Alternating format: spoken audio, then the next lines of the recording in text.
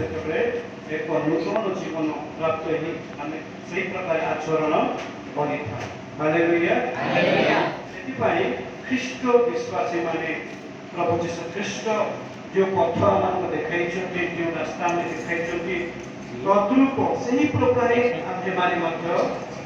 प्रभु सदृश आवश्यक आ 10 पर्व देखा 10 पर्व तार से रोमियो पुस्तक 10 पर्व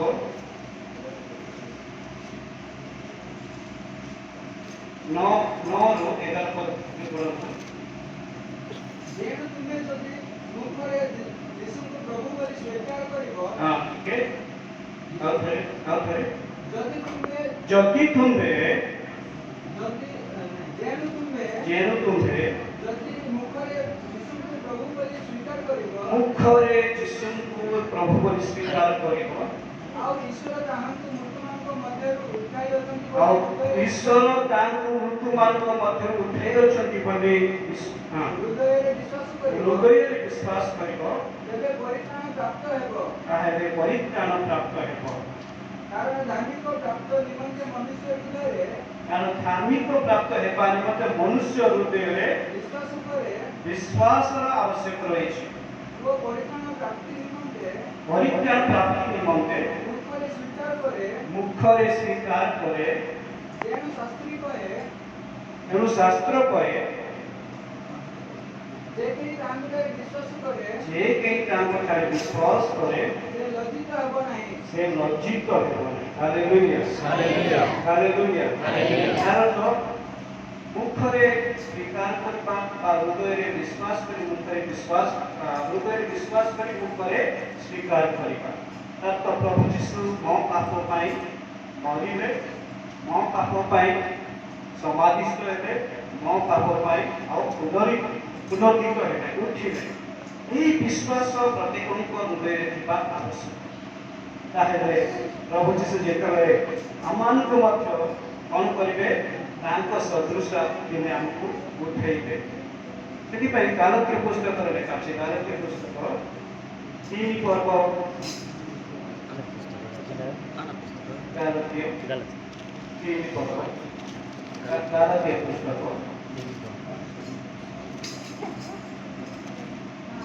3:17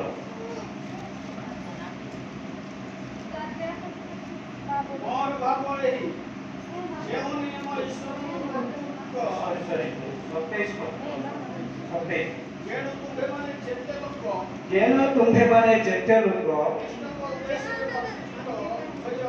ଖ୍ରୀଷ୍ଟଙ୍କ ଉଦ୍ଦେଶ୍ୟରେ ବାପ୍ତିତ ହୋଇଅଛ ବା ହେବ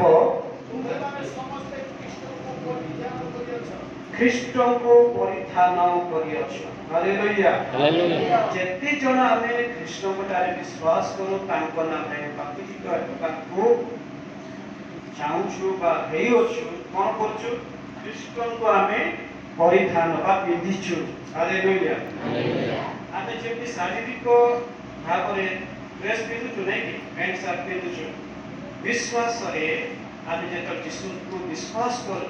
ଆଉ ତାଙ୍କ ନାମରେ ଆମେ ବାପ୍ତିତ ହେଉ ସେତେବେଳେ ଖ୍ରୀଷ୍ଟଙ୍କୁ କ'ଣ କରୁଛୁ ଆମେ ପିନ୍ଧୁଛୁ। ହାଲେଲୁୟା ଆତ୍ମିକ ଦିଗର ଆତ୍ମିକ ଜୀବନର ଗୋଟେ ବସ୍ତ୍ର ସଦୃଶ ପ୍ରଭୁ ଯୀଶୁ ଖ୍ରୀଷ୍ଟଙ୍କୁ ଆମେ ପରିଧାନ କରୁଅଛୁ। ସେଥିପାଇଁ ପ୍ରଭୁଙ୍କର ଧନ୍ୟବାଦ ଦେବୁ ଆଜି ପ୍ରଭୁ ଯୀଶୁକୁ ଆମେ ଯେଉଁ ବିଶ୍ୱାସ କରିଅଛୁ ବିଶ୍ୱାସ କରିବା ପରେ ଆମମାନଙ୍କର କାର୍ଯ୍ୟ କ'ଣ ବାପ୍ତିତ ହେବା। ତାହେଲେ ଆମେ ଖ୍ରୀଷ୍ଟଙ୍କୁ କ'ଣ କରୁଛୁ ଅନ୍ୟମାନଙ୍କ ନିକଟରେ ପ୍ରକାଶ କରୁଅଛୁ ଆଦର୍ଶ ସ୍ୱରୂପ ଅନ୍ୟମାନଙ୍କୁ ଆମେ ପ୍ରକାଶ କରୁଅଛୁ। ସେଥିପାଇଁ ପ୍ରଭୁଙ୍କର ମହିମା ହେଉ ଯେ ବାପ୍ତିତ ହେବା ଆମମାନଙ୍କର ଆବଶ୍ୟକ ରହିଅଛି। ପ୍ରଭୁ ମହିମା ପାଆନ୍ତୁ। କିଛି ଲେଖା ଅଛି ତା ତଳେ ପଦ ଟିକେ ପଢ଼ନ୍ତୁ 28 ପଦ जिहुदी को ग्रीक दास की स्वाधीन पुरुष की स्त्री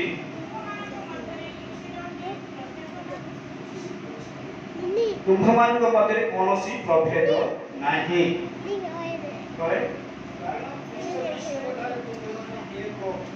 कारण ख्रीष्ट जीशु ठारे तुम्हें माने एक हालेलुया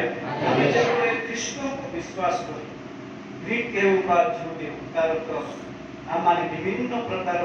ଭାଷାବାଦୀ ଲୋକ ଥିଲେ ମଧ୍ୟ ବିଭିନ୍ନ ପ୍ରକାର ଜାତିର ଲୋକ ହେବେ ମଧ୍ୟ ଯେତେବେଳେ ଖ୍ରୀଷ୍ଟଙ୍କୁ ଆମେ ବିଶ୍ୱାସ କରୁ ସେତେବେଳେ ଆମମାନେ ଏକ ଆତ୍ମା ଏକ ଈଶ୍ୱରଙ୍କର ସନ୍ତାନ ସନ୍ତତି ହାଲେଲୁୟା ଏଠି ଆଉ କିଛି ପ୍ରଭେଦ ଆଉ ନାହିଁ ଭିନ୍ନ ଆଉ କିଛି